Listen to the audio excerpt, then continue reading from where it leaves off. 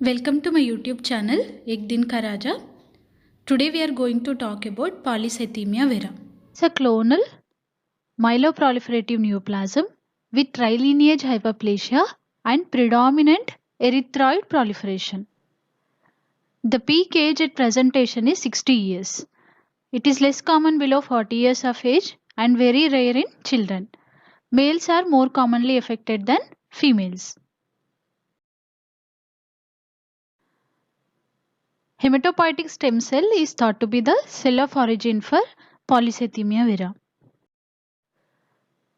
Although etiology is unknown, in few cases it has been documented the genetic predisposition and history of occupational exposure to toxins and ionizing radiation.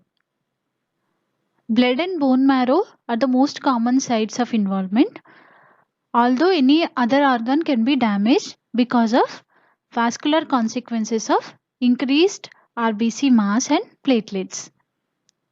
Liver and spleen are involved in later stages due to extramedullary hematopoiesis.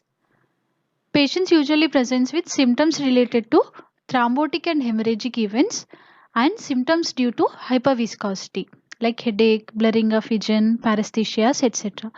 Other clinical features are erythromelalgia, splenomegaly, hepatomegaly, and gouty arthritis. We see erythrocytosis with normocytic normochromic RBCs, neutrophilia, and thrombocytosis in almost 50% cases. Bone marrow cellularity is increased.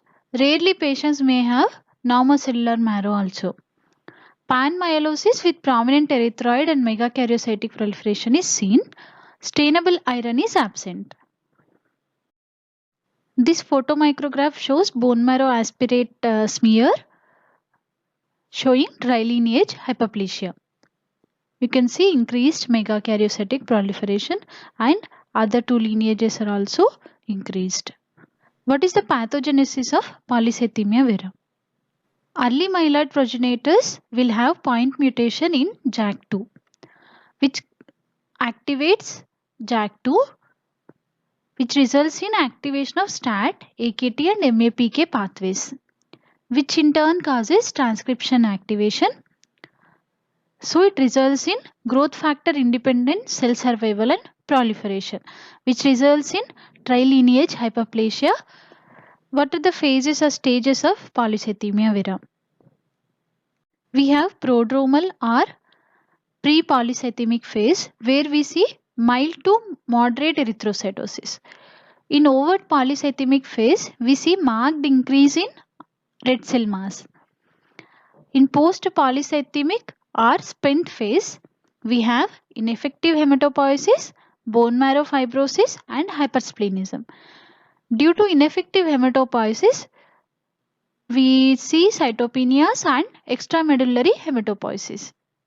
The molecular genetics, in around 97% of cases, we see JAK2 mutation involving exon 14. Around 3% of cases, we see similar kind of mutation in JAK2, but it involves exon 12. Even though JAK2 mutation is common, it is not specific for polycythemia vera because this mutation is seen in other myeloproliferative neoplasms also.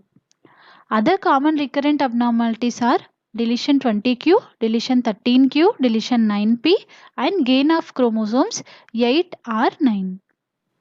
WHO diagnostic criteria for diagnosing polycythemia vera include major criteria and minor criteria. We have 3 major criteria and 1 minor criteria. The first major criteria includes 3 entities. Either the patient should have hemoglobin value of more than 16.5 gram per deciliter in male and more than 16 gram per deciliter in female patients, or hematocrit value of more than 49% in men, more than 48% in women, or increased red cell mass of more than 25% above mean predicted value. Any of these 3 can be present and it can be considered as first major criteria. The second major criteria is hypercellular marrow for age with panmyelosis with pleomorphic mature megakaryocytes. Third major criteria includes presence of JAK2 V617F or JAK2 exon 12 mutation. The minor criteria include subnormal serum EPO levels. So, for the diagnosis, either the patient should meet all the three major criteria or two major criteria plus one minor criteria. The differential diagnosis include secondary polycythemia and other myeloproliferative neoplasms like CML, essential thrombocythemia and primary myelofibrosis. Let's see the differences between polycythemia vera and secondary polycythemia. Polycythemia vera is a clonal myeloproliferative disorder. Secondary polycythemia occurs either due to hypoxia or increased erythropoietin levels. Red cell mass is increased in both conditions, but plasma volume is increased in polycythemia vera, whereas it is normal in secondary polycythemia.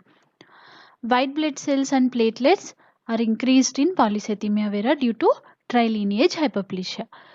In secondary polycythemia, these counts are normal because there is only erythroid hyperplasia. Splenomegaly is present in polycythemia vera due to extramedullary hematopoiesis. Arterial oxygen saturation is normal in polycythemia vera. It may be decreased or normal in secondary polycythemia. Erythropoietin decreased in polycythemia vera, whereas it is increased in secondary polycythemia. NAP score is increased in polycythemia vera. It is normal in secondary polycythemia. Genetic abnormality is present in polycythemia vera. It is absent in secondary polycythemia. The poor prognostic factors include old age, previous history of thrombosis, leukocytosis, abnormal cytogenetics. Complications may be related to thrombosis, second malignancies, myelodysplastic syndrome or blast transformation.